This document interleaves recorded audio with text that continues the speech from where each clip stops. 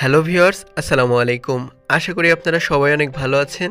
আজকে খুবই গুরুত্বপূর্ণ ও ব্যতিক্রমধর্মী একটি ভিডিও নিয়ে হাজির হলাম।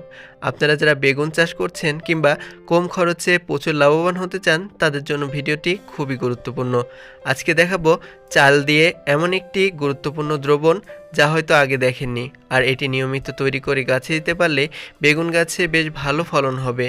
এছাড়া অনেকে বলেন বেগুন গাছ নেতিয়ে পড়ছে কিংবা পোকার উপদ্রব বেড়েছে। কি করবেন যাতে করে পাতা হলুদ না হয়ে প্রচুর পরিমাণে বেগুন হয়, এজন্য এই দ্রবণটি তৈরি করবেন।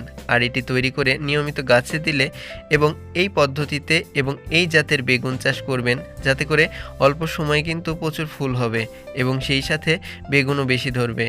এজন্য অবশ্যই এই ভিডিওতে দেখানো এমন একটি গোপন কৌশল দেখাবো যেটি খুবই কার্যকরী। তাই পুরো ভিডিওটি দেখলে আপনারা খুব সুন্দরভাবে জানতে পারবেন বেগুন গাছে প্রচুর ফলন আনতে কোন কোন পদক্ষেপ নিতে হবে। চলুন শুরু করি। শুরুতে একটি পাত্র নিতে হবে। আমি এখানে কাচের একটি পাত্র নিয়েছি, আপনারা যে কোনো পরিষ্কার পাত্র নিয়ে নেবেন। এবার নিতে হবে চাল। হ্যাঁ ভিউয়ার্স, আপনাদের সবার বাড়িতে এই চাল থাকবে। আপনারা জানেনই না এটাকে কিভাবে সারের কাজে ব্যবহার করা যায়, অর্থাৎ গাছের যত্নে সার হিসেবে ব্যবহার করা যায়। আমরা এখানে 3 মুঠো পরিমাণ চাউল অর্থাৎ 1 বাটি পরিমাণ চাউল ব্যবহার করেছি। আপনারা যতটুকু পারেন ব্যবহার করতে পারেন, সমস্যা নেই। এবার এতে পানি নিয়ে নিতে হবে। দেখতে পাচ্ছেন যতটুকু চাউল তার দ্বিগুণ পরিমাণ পানি নেবেন।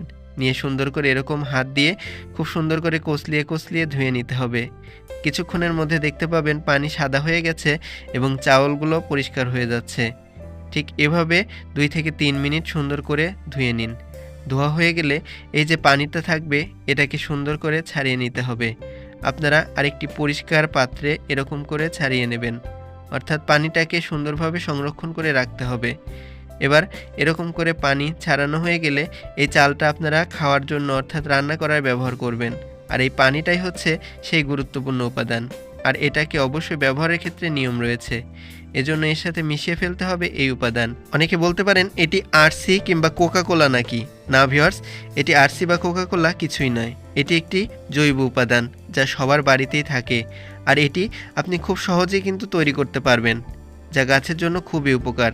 আর এটি যদি এই দ্রবণে দিতে পারেন, দ্রবণের কার্যকারিতা বহু গুণ বেড়ে যাবে। তাই অবশ্যই এটি তৈরি করতে হবে। কিভাবে তৈরি করবেন চলুন দেখে আসি। শুরুতে একটি 1 টাইম গ্লাস নিয়ে নিতে হবে। এবার 1 টাইম গ্লাসের মধ্যে 1 গ্লাস পরিমাণ পানি নিয়ে নেবেন। এখানে 200 থেকে 250 মিলি পরিমাণ পাওয়া যায়, তো আপনারা নিতে পারেন। তো এবার নিতে হবে 1 চামচ পরিমাণ চা পাতা। আপনারা ব্যবহার করা চা পাতা কিংবা চা পাতা রয়েছে সেটিও নিতে পারেন, সমস্যা নেই। 1 চামচ নিলেই যথেষ্ট। এবার সুন্দর করে কিছুক্ষণ নাড়াচাড়া করে নিতে হবে। চা পাতায় প্রচুর পরিমাণে নাইট্রোজেন থাকে। এটাকে রেখে দিন 1 রাত। 1 রাত ভিজিয়ে রাখার পর দেখতে পাবেন দ্রবণের কালার অনেকটা আরসি বা কোকা-কোলার মতো হয়ে গেছে। তো এবার যা করতে হবে, আরেকটি পরিষ্কার গ্লাসে এটাকে ছেঁকে নিতে হবে। আপনারা জেনে অবাক হবেন, এই নাইট্রোজেন সমৃদ্ধ সার সবার বাড়িতেই থাকে, কিন্তু এটি ফেলে দেন। এটি না ফেলে ঠিক এভাবে গাছের জন্য ব্যবহার করতে পারেন, যাতে গাছ থাকবে সতেজ এবং প্রচুর ফলন হবে। তো এই উপাদান 1 গ্লাস আমরা এই যে চাল ধোয়া পানির মধ্যে নিয়ে নিচ্ছি। আপনারা 1 গ্লাসের বেশিও ব্যবহার করতে পারেন, সমস্যা নেই। তো এভাবে সুন্দর করে নাড়াচাড়া করতে হবে দুটি উপাদান। এটি কিন্তু খুবই গুরুত্বপূর্ণ সার, তবে এই সারের কার্যকারিতা বৃদ্ধির জন্য এটি দিতে হবে। এটি হলো থিওভিট বা সালফারযুক্ত ছত্রাকনাশক। আপনারা নিকটস্থ যে কোনো কীটনাশকের দোকানে এটি যোগাযোগ করতে পারেন। তো 1 চামচ পরিমাণ থিওভিট সুন্দরভাবে এর সাথে মিশিয়ে নিতে হবে। এটি কোনো স্পন্সর নয়, এটি আসলেই কার্যকরী, অর্থাৎ সালফার থাকায় ভিটামিনের কাজ করে। তো এটি অবশ্যই দেবেন, সেই সাথে ছত্রাকনাশকেরও কাজ করে। গাছে প্রয়োগের পূর্বে সুন্দরভাবে দ্রবণটি নেড়ে নেবেন এবং এর সাথে সমপরিমাণ পানি অ্যাড করে তারপরেই কিন্তু গাছে স্প্রে করবেন। তা না হলে কিন্তু পাতার ক্ষতি হতে পারে।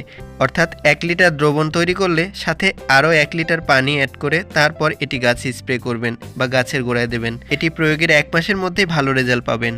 এবার দ্বিতীয় পদ্ধতি দেখুন। শুরুতে নিতে হবে ডিম এবং কিছু পাকা ও কাঁচা কলা ছোট করে কেটে নেবেন। এর সাথে নিতে হবে দুধ। আপনারা 250 মিলি পরিমাণ যে কোনো দুধ ব্যবহার করতে পারেন, গরুর দুধ ব্যবহার করুন। এবার সুন্দর করে এটাকে মাখিয়ে নিতে হবে। দেখতে পাচ্ছেন কিছুক্ষণ ধরে মাখাবেন। মাখানো হয়ে গেলে এর সাথে মিশাতে হবে ট্রাইকোডার্মা। এটি খুব সহজে পাওয়া যায়। এটি সামান্য একটু দেবেন যাতে পচনক্রিয়া দ্রুত হয়। এবার সামান্য পানি দিয়ে এগুলোকে ভিজিয়ে দিয়ে উপর দিয়ে পলিথিন দিয়ে ঢেকে দিতে হবে। 2 সপ্তাহ অপেক্ষা করুন। 2 সপ্তাহ পর এই পলিথিনটি যদি এরকম বের করেন দেখতে পাবেন এই সারটি কিন্তু তৈরি হয়ে গেছে। এটি খুবই উৎকৃষ্ট মানের সার, আর এটি খুব সহজে তৈরি করে আপনারা গাছে প্রয়োগ করতে পারবেন। এছাড়া অনেকে বলেন বেগুন গাছ ছোট রয়েছে, কোনো ফুল আসছে না কিংবা বৃদ্ধি হচ্ছে না, তাহলে কি করবেন? বেগুন গাছের বৃদ্ধি না হলে কিংবা অতিরিক্ত শাখা না হলে কিন্তু বেশি বেগুন পাবেন না। এজন্য যা করবেন, গোড়ার থেকে 5 থেকে 7 পাতা গুনে নেবেন। দেখতে পাচ্ছেন গোনার পর যে ডগাটি থাকবে, এই যে এরকম, এই ডগাটি অবশ্যই রাখবেন না, কেননা এই ডগার প্রভাবে নতুন যে ব্রাঞ্চিং রয়েছে সেটি কিন্তু হবে না, অর্থাৎ পার্শ্বমুকুলের বৃদ্ধি হবে না। এজন্য অবশ্যই কেটে দিতে হবে। ঠিক এই অবস্থায় কেটে দেবেন। আর এই কাজটি করতে পারলে আপনাদের গাছগুলোতে কিন্তু বেশ ভালো ফলন হবে। হ্যাঁ ভিউয়ার্স, এটা সত্য এবং আপনারা এই পদ্ধতি অনুসরণ করুন। এছাড়াও গাছের চারপাশে অনেক সময় আগাছা হয়, এগুলো অবশ্যই ফেলে দেবেন। এছাড়াও গাছের গোড়া ভালোভাবে নিড়ানি দিয়ে পরিষ্কার করে নেবেন এবং নিচের যে শাখা রয়েছে এগুলোকে কখনোই কেটে ফেলবেন না। আপনারা অনেকে বলেন বেগুন গাছে কম ফুল আসছে কিংবা ফুলগুলো টিকছে না, ঝরে পড়ে যাচ্ছে, তাহলে কি দেবেন গাছে? এজন্য আপনারা বাজার থেকে ফ্লোরা কিনে নিয়ে আসুন। এটি খুবই ভালো একটি পিজিআর, এটি বাজারে পাবেন। আর এটি 2 মিলি প্রতি লিটার পানিতে মিশিয়ে সুন্দরভাবে গাছে স্প্রে করে দেবেন। দেখবেন ফুলের সংখ্যা বাড়ছে এবং ফুল ঝরা রোধ হচ্ছে। এটি নিয়মিত গাছে স্প্রে করলে, অর্থাৎ 1 সপ্তাহ পর পর গাছে স্প্রে করলে ভালো রেজাল্ট পাওয়া যায়। এছাড়া আপনারা চাইলে পার্পল কিং জাতের বেগুন চাষাবাদ করতে পারেন। বর্তমানে বেশ চাহিদা এই হাইব্রিড জাতের বেগুনের। আর এর সাথে আপনারা যদি পারেন সালফারযুক্ত মনোভিট গাছে দিতে পারেন, এটিও খুবই কার্যকরী। এবং এর সাথে সাহারা কোম্পানির যে সালফারযুক্ত ছত্রাকনাশক রয়েছে এটিও ব্যবহার করতে পারেন। এই ছত্রাকনাশকগুলো গ্রামে ব্যবহার করা হয়, বিশেষ করে যারা কৃষক রয়েছেন প্রান্তিক পর্যায়ে তারা এগুলো খুবই ব্যবহার করেন এবং তারা ভালো ফলাফল পেয়েছেন। এ বিষয়ে বিস্তারিত জানতে অবশ্যই চ্যানেলটি সাবস্ক্রাইব করুন।